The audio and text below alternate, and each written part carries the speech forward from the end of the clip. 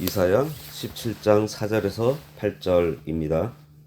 그날에 야곱의 영광이 쇠하고 그의 살찐 몸이 파리하리니 마치 추수하는 자가 곡식을 거두어 가지고 그의 손으로 이삭을 벤 것 같고 루바인 골짜기에서 이삭을 주운 것 같으리라. 그러나 그 안에 주울 것이 나무리니 감람나무를 흔들 때에 가장 높은 가지 꼭대기에 과일 두세 개가 나무 같겠고 무성한 나무의 가장 먼 가지에 네 다섯 개가 나무 같으리라. 이스라엘의 하나님 여호와의 말씀이니라. 그날에 사람이 자기를 지으신 이를 바라보겠으며 그의 눈이 이스라엘의 거룩하신 이를 뵙겠고 자기 손으로 만든 제단을 바라보지 아니하며 자기 손가락으로 지은 아세라나 태양상을 보지 아니할 것이며. 오늘 말씀의 제목은 먼 가지에 네 다섯 개가 남음입니다. 다메섹 멸망 예언과 마찬가지로 사마리아 곧 북이스라엘의 멸망 예언도 이미 9장에서 주어졌었습니다.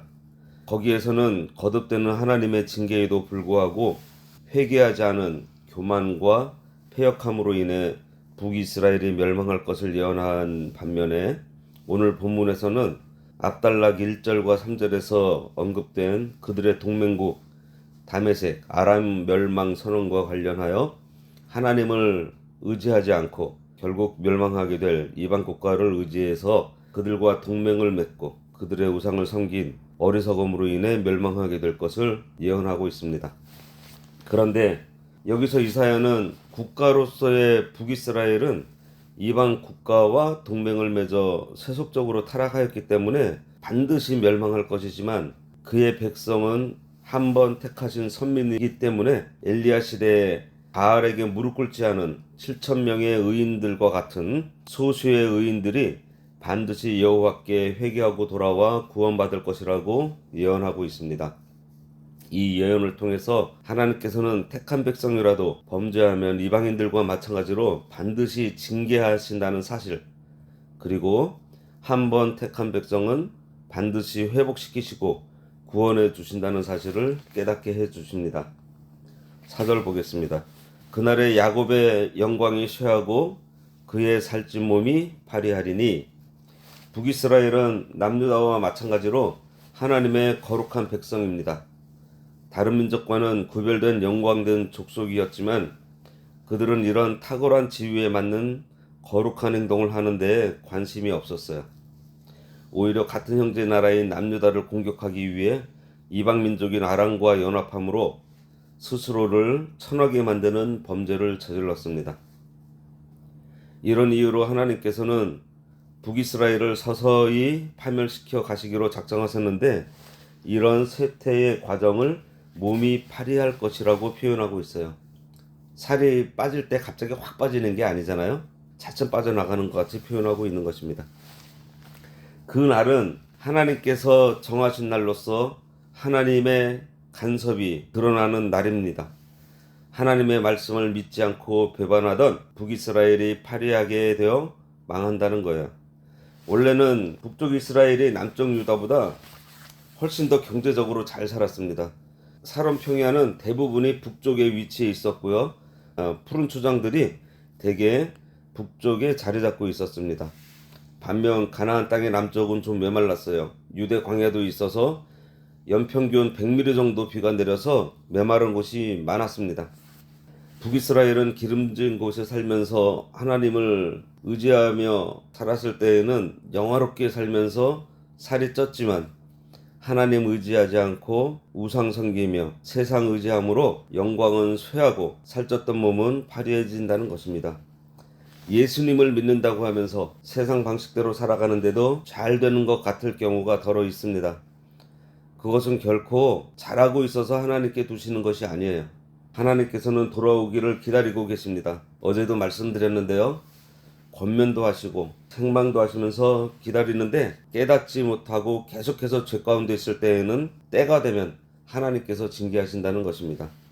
5절에 마치 추수하는 자가 곡식을 거두어 가지고 그의 손으로 이삭을 벤 것 같고 르바인 골짜기에서 이삭을 주운 것 같으리라.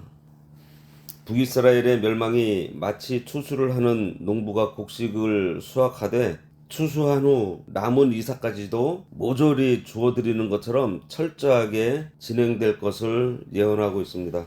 곡식을 거두며 이삭을 벤다는 것은 추수한다는 것이잖아요. 추수할 때는 알곡과 쭉정이를 가리는 날이기도 합니다. 그와 같이 하나님의 심판의 날에 보니 예수님을 바르게 믿는 사람의 표도 드러나고 바르게 믿지 않는 사람의 표도 드러난다는 거예요.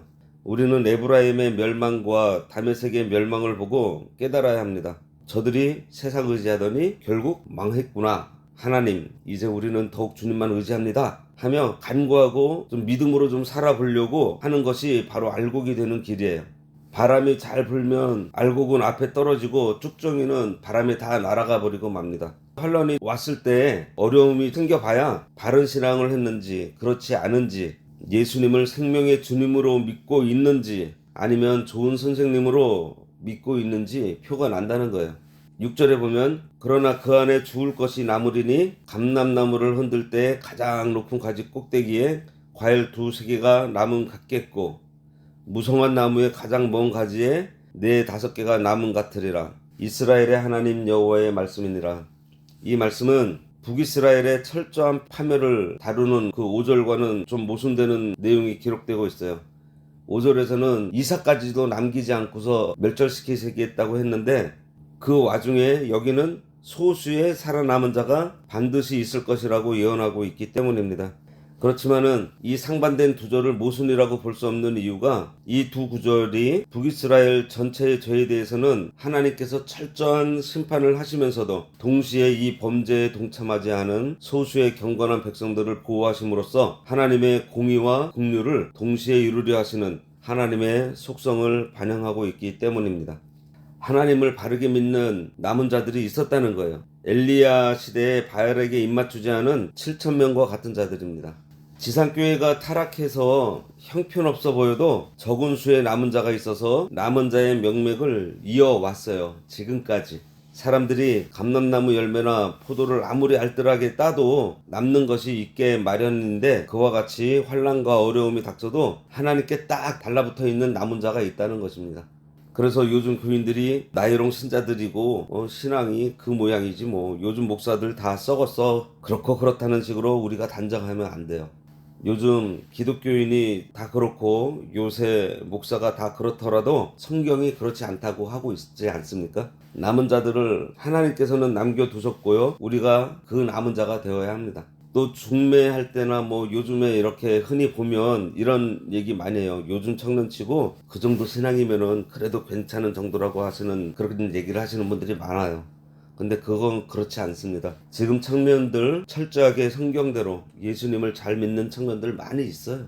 아무리 어려워도 흔들리지 않는 믿음을 가진 청년들을 본받고 함께하면 되는 것이지 요즘 젊은이들은 믿음 있는 사람이 별로 없다고 해서 자신마저 대충 신앙생활하려고 하는 사람들이 많이 있습니다.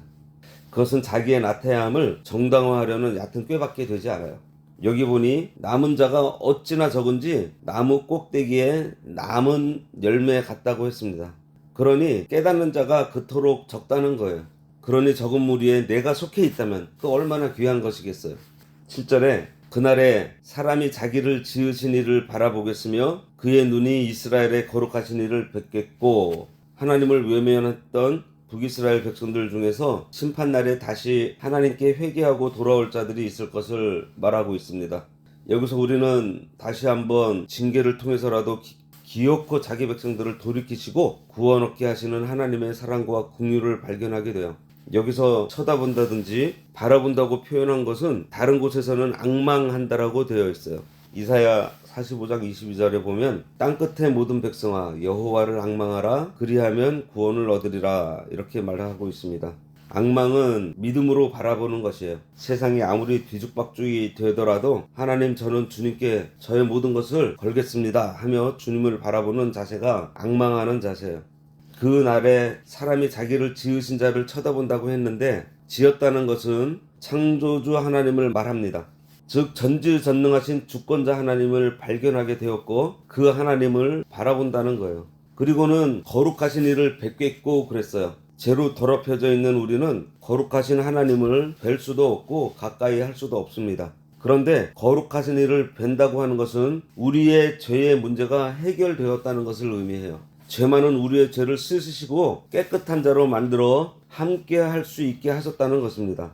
8절에 자기 손으로 만든 제단을 바라보지 아니하며 자기 손가락으로 지은 아세라나 태양상을 보지 아니할 것이며, 북이스라엘이 단과 브엘세바의 금송아지를 세우고 섬겼던 것을 염두에 둔 말씀으로 북이스라엘의 멸망이 그들에게 그동안의 우상숭배가 얼마나 허망한 것인가를 잘 보여주는 계기가 될 것을 암시하고 있습니다.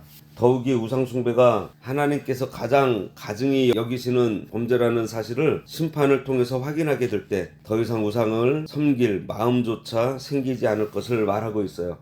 남유다 요시야 왕이 이미 멸망한 북이스라엘 땅의 각종 우상들을 척결할 때 그곳 백성들도 옹호했던 것을 역대하 34장 5절과 7절에서 기록되어 있습니다. 이와 관련해서 성도들은 비록 눈에 보이는 우상이 아니더라도 하나님을 전적으로 신뢰하는 데 방해가 되는 모든 우상들을 제거해야 합니다. 왜냐하면 오직 하나님만이 사시고 참되신 신이시며 하나님만이 우리의 보호자가 되시기 때문입니다. 사람은 두 가지를 한꺼번에 집중하지 못한다고 해요. 그래서 회개한 자들은 하나님만을 앙망하게 되니 자기가 만든 우상들은 바라보지 않게 되겠다는 것입니다. 자기 손으로 지은 것은 바라보지 않는다고 했는데 자기 손으로 지었기 때문에 자기보다 못하다는 것을 깨닫게 된 거예요. 자기가 만든 것을 모셔놓고 복 달라고 절한다면 그것이 어리석은 거 아니겠어요? 그리고 사람이 아무리 훌륭해 보여도 사람입니다. 사람은 사랑할 대상이지 사모하고 바라볼 대상이 아니에요. 오직 하나님 한 분만을 흠모하며 바라봐야 합니다. 그러면 사람도 따라오고 물질도 따라오는데 그것들은 덤으로 따라오는 거예요. 그러다가 또 그 덤으로 따라오는 물질을 따라가게 되면은 그 물질이 나를 또 잡아먹습니다. 사람을 섬기면 사람이 나를 압도해 버려요. 그 사람의 종이 되고 말아요. 하나님을 낭망하면 물질이 우리의 종이 되고 사람이 우리를 따르게 됩니다. 오늘 말씀처럼 바르게 깨닫는 사람이 있는가 하면요, 이제 다음 나오는 9절과 10절에 보면 깨닫지 못하는 사람이 있습니다. 그것은 내일 보도록 하겠습니다. 하나님 아버지, 참 하나님의 징계에는 참 농부가 추수할 때 이삭도 남김없이 걷어가는 것 같이 철저하게 임한다고 했습니다. 하지만 우리 하나님의 공의는 엄정하지만 또 그 하나님의 사랑이 풍성하셔서 나무 가지 꼭대기에 남겨놓은 열매처럼 바알에게 입을 맞추지 않는 7,000명을 남겨놓으신 것처럼 우상을 섬기지 않고 하나님만 의지하고 있는 남은 자들을 두셨다고 하셨사오니 또 그들을 통해서 지금까지 하나님의 구원 사업이 이어질 수 있도록 하셨다고 했습니다. 하나님, 저희들 이 타락해져가는 말세에 하나님께서 남겨놓으신 남은 자가 되기를 원하오니 저희들의 삶 가운데 늘 하나님만 앙망하게 하여 주시기를 간절히 바라옵고 원하오며 예수님의 이름으로 기도드리옵나이다. 아멘. 하늘에 계신 우리 아버지여, 이름이 거룩히 여김을 받으시오며 나라가 임하시오며 뜻이 하늘에서 이루어진 것 같이 땅에서도 이루어지이다. 오늘날 우리에게 일용할 양식을 주옵시고 우리가 우리에게 죄 지은 자를 사하여 준 것 같이 우리 죄를 사하여 주옵시고 우리를 시험에 들게 하지 마옵시고 다만 악에서 구하옵소서. 대개 나라와 권세와 영광이 아버지께 영원히 있사옵나이다. 아멘.